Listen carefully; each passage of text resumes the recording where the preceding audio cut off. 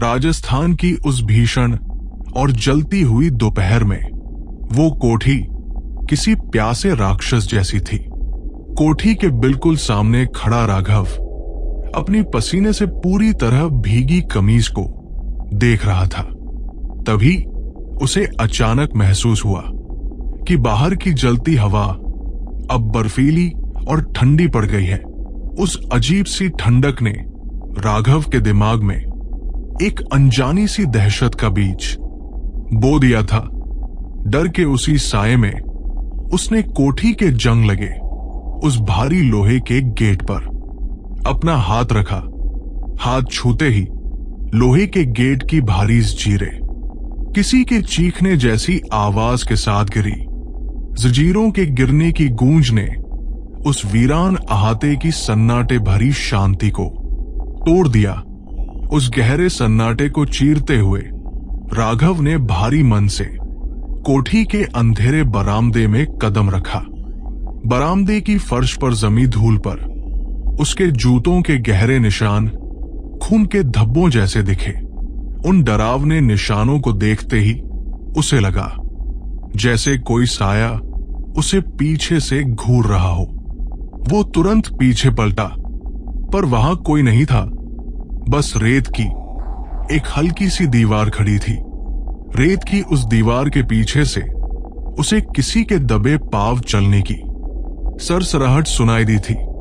वो आवाज उसे मुख्य हॉल के उस विशाल और नक्काशीदार दरवाजे की तरफ खींच ले गई। दरवाजा थोड़ा खुला था और अंदर का गाढ़ा अंधेरा बाहर की सुनहरी रोशनी को निगल रहा था। हॉल के अंदर कदम रखते ही सड़े हुए मांस और पुरानी लकड़ी की गंध ने उसे घेर लिया। गंध इतनी तेज थी कि राघव को अपनी नाक पर हाथ रखने के लिए मजबूर होना पड़ा था।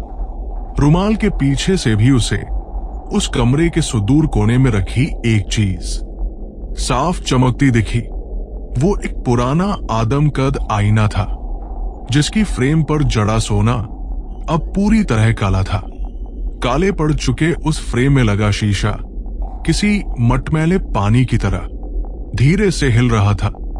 शीशे के उस हिलते हुए अक्स में राघव को अपना नहीं बल्कि किसी और का चेहरा दिखा। वो चेहरा एक राजा का था जिसके माथे पर गहरा घाव था और आंखें पूरी नीली थी। उन नीली आंखों की चमक ने राघव के पूरे शरीर को पत्थर की तरह एक जगह जमा दिया। पत्थर हुए राघव के कानों में अब किसी बूढ़ी औरत की डरावनी फुसफुसाहट गूंजने लगी। वो फुसफुसाहट कह रही थी कि राजा साहब आज भी अपना ये महल छोड़कर कहीं नहीं गए। वो महल के हर पत्थर और हर दीवार में अपनी आखिरी सांसों के साथ कैद हो चुके हैं। सांसों की वो आवाज अब कोठी की दीवारों के भीतर से धड़कन की तरह आने लगी थी। धड़कती हुई उन दीवारों ने हॉल की छत से धूल और पुराना प्लास्टर गिराना शुरू किया। प्लास्टर के गिरते ही ऊपर लगे झूमर के बल्ब एक एक करके खुद ही जलने लगे थे। रोशनी के उस अचानक हमले ने राघव की आंखों के सामने एक अजीब अंधेरा पैदा किया।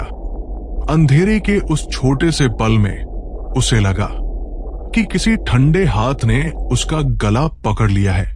गले पर पकड़ इतनी मजबूत थी कि राघव के फेफड़ों ने हवा के लिए तड़पना शुरू किया। हवा की उस भीषण तड़प के बीच उसे कमरे के दूसरे कोने में रखा। एक सिंहासन दिखा। सिंहासन की मखमली गद्दी अब गहरे लाल रंग से चमक रही थी, जैसे वहां ताजा खून हो। खून की वो गाढ़ी बूंदें फर्श पर गिरकर एक रास्ता बनाने लगी जो सीढ़ियों तक गया। सीढ़ियों के ऊपर बना वो छोटा सा झरोखा किसी खुली डरावनी आंख जैसा लग रहा था। उस आंख के भीतर से झांकता हुआ एक साया अब बहुत धीरे धीरे नीचे उतरने लगा था। साए के हिलते ही पूरी हवेली में पुराने जमाने के घुंघरुओं की आवाज आने लगी थी। घुंघरुओं की वो आवाज अब राघव के दिमाग की नसों को बुरी तरह से झकझोर रही थी। झकझोरती हुई उस आवाज ने उसे फर्श पर घुटनों के बल बैठने पर मजबूर कर दिया था। घुटनों पर बैठते ही उसे लगा कि संगमरमर की टाइल्स के नीचे कुछ हिल रहा है। हिलती हुई उन टाइल्स के बीच से सैकड़ों सफेद हड्डियां अचानक बाहर निकलने लगी। वो हड्डियां उन हजारों मजदूरों की थी जिन्होंने इस कोठी की नींव को तैयार किया। राजा ने कोठी के गुप्त राज को बचाने के लिए उन सबको मिट्टी में जिंदा दबा दिया। दफन हुए उन बेगुनाह लोगों की रूहें अब राघव के पैरों को नीचे की ओर खींच रही थी। पैरों के उस खिंचाव से बचने के लिए राघव ने दीवार पर लटकी एक तलवार पकड़ ली। तलवार छूते ही उसे महसूस हुआ कि उसके भीतर किसी योद्धा का गुस्सा भर गया है। गुस्से की उस आग में उसने सामने खड़े उस काले साए पर पूरी ताकत से वार किया, लेकिन वो पुरानी तलवार साए के आर पार निकल गई, जैसे वो सिर्फ धुएं का गुबार हो। धुएं के उस काले गुबार ने फिर से हंसते हुए राघव के कानों में अपनी शर्त दोहराई।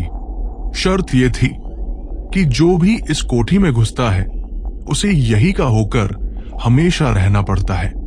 रह जाने के उस भयानक विचार से राघव की चीख अब कोठी की ऊपरी मंजिल तक जा पहुंची। ऊपरी मंजिल की गैलरी में खड़ी एक औरत की परछाई अब उसकी ओर हाथ बढ़ा रही थी। औरत के उन सफेद और झुर्रियों वाले डरावने हाथों में एक पुरानी पीतल की चाबी थी। वो चाबी उस गुप्त तहखाने की थी जहां राजा साहब ने अपना सारा काला जादू छुपाया। जादू की उन मोटी किताबों में अमर होने का वो रास्ता था जिसने सबको तबाह किया। तबाही की उस पुरानी कहानी को पढ़ते ही राघव के मन से मौत का सारा डर गायब हुआ। डर के गायब होते ही उसने उस औरत के हाथ से वो भारी पीतल की चाबी छीन ली थी। चाबी छीनते ही औरत धुएं में बदल गई और वहां सिर्फ एक सड़ा हुआ मांस का टुकड़ा था। मांस की उस सड़ांध ने राघव को तहखाने की उन अंधेरी सीढ़ियों की तरफ बढ़ने को कहा। सीढ़ियों पर उतरते ही तापमान इतना गिरा कि उसकी सांसें धुएं जैसी दिखने लगी। धुएं भरी सांसों के बीच उसे तहखाने के लोहे के दरवाजे पर एक बड़ा ताला दिखाई दिया। ताले को खोलते ही अंदर से निकलने वाली आवाज ने राघव को पत्थर की तरह बना दिया। अंदर हजारों सोने के सिक्के नहीं थे, बल्कि इंसानी खोपड़ियों का एक बड़ा ढेर था। हर खोपड़ी की खाली आंखों में एक जलता हुआ दिया था जो बुझने का नाम नहीं ले रहा। उन जलते हुए दियों की लौ में राघव को अपना खुद का भविष्य साफ नजर आ रहा था। भविष्य के उस दृश्य में वो खुद सिंहासन पर बैठा था और हाथ में राजदंड थमा था। राजदंड के ऊपर लगी वो खोपड़ी अब राघव के चेहरे से पूरी तरह मिलती जुलती थी। चेहरा बदलते देख राघव ने खुद को आईने में देखने की एक आखिरी कोशिश की थी, लेकिन वो बड़ा आईना अब टूटकर हजारों टुकड़ों में पूरे हॉल की फर्श पर फैल गया। आईने के हर एक छोटे टुकड़े में राजा की एक अलग और भयानक रूप की तस्वीर थी। राजा की वो सारी तस्वीरें अब आपस में बातें कर रही थी और राघव पर हंस रही थी। हंसती हुई उन डरावनी आवाजों ने राघव के मानसिक संतुलन को पूरी तरह तोड़ दिया। टूटे हुए मन के साथ उसने अपनी जेब से माचिस निकाली और एक छोटी तीली जला दी। तीली की उस रोशनी में उसने देखा कि पूरी कोठी में काला बारूद और तेल फैला है। ये तेल राजा ने खुद फैलाया था ताकि वो अपनी सल्तनत के साथ जलकर राख हो जाए। राख होने की उस आखिरी इच्छा को पूरा करने के लिए राघव ने तीली नीचे फेंक दी, लेकिन वो जलती हुई तीली जमीन पर गिरने से पहले ही हवा में एक हाथ ने पकड़ ली। वो हाथ खुद राजा का था, जिसने आग को बुझाते हुए सीधे राघव की आंखों में झांका। राजा ने धीमी आवाज में कहा कि मौत इतनी आसान नहीं है, तुम्हें तो अभी जागना है। जागने के उस भयानक शाप के साथ ही कोठी के सारे दरवाजे हमेशा के लिए बंद हुए। बाहर से देखने पर वो कोठी फिर से वही पुरानी और शांत खंडहर जैसी दिखने लगी, लेकिन उस कोठी के भीतर अब राघव की चीखें हर एक पत्थर और दीवार में गूंजती है। वो अब राजा का नया वजीर बन चुका था, जो अपनी रूह को बचाने के लिए तड़प रहा था। कोठी के बाहर खड़ा वो पुराना नीम का पेड़ भी अब पूरी तरह से सूख कर मर गया था। सूखे हुए उस पेड़ की नंगी शाखाएं अब किसी कंकाल के खुले हाथों की तरह देखी। रेगिस्तान की उड़ती हुई धूल ने अब कोठी के नाम को पूरी तरह से मिट्टी में ढक दिया। अब कोई नहीं जानता था कि राजा साहब की ये पुरानी कोठी असल में कहां स्थित है। सिर्फ वही लोग इसे देख सकते हैं जिनके मन में लालच का गहरा अंधेरा बसा हुआ है। लालच के उस अंधेरे के साथ ही ये कोठी अपना अगला नया शिकार ढूंढना शुरू करती है। रात के सन्नाटे में आज भी वहां के खंडहरों से किसी के तेज हंसने की आवाज आती है। वो भयानक हंसी राघव की है, जो अब राजा साहब की इस सल्तनत का रखवाला बन चुका। अगली सुबह जब सूरज उगेगा तो वहां कोठी का कोई नामो निशान बाकी नहीं रहेगा। वो कोठी अब सिर्फ उन्हीं लोगों के लिए सच है जो इसके भीतर हमेशा के लिए कैद है। इतिहास के पुराने और धूल भरे पन्नों से राजा साहब का नाम अब हमेशा के लिए मिटा, लेकिन उनका खौफनाक आतंक इस मरुस्थल की रेत में आज भी जिंदा और प्यासा है। रेगिस्तान की हवाएं जब भी चलती है तो खंडहरों की मिट्टी एक नई दास्तां सुनाती है। हर साल कोई न कोई मुसाफिर इस रास्ते से गुजरता है और कोठी की तरफ खींचता है। उन्हें लगता है कि वहां खजाना छुपा है, पर वहां सिर्फ मौत का एक गहरा सन्नाटा है। कोठी के भीतर की वो दीवारें इंतजार कर रही है कि कब कोई नया इंसान कदम रखे। जैसे ही कोई दरवाजा खटखटाता है, राजा साहब की वो नीली आंखें फिर चमक उठती है।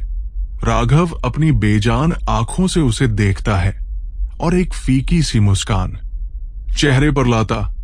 उसे पता है कि अब वो अकेला नहीं रहेगा, क्योंकि एक और वजीर जो आने वाला है। सन्नाटा फिर से छा जाता है और कोठी की परछाई रेत में धीरे से ओझल हो जाती है। याद रखना, राजा साहब कभी नहीं मरते, वो बस अपने नए चेहरे का इंतजार करते हैं। अगली बार जब आप रेगिस्तान में हो तो दूर खड़ी किसी अकेली कोठी को मत देखना।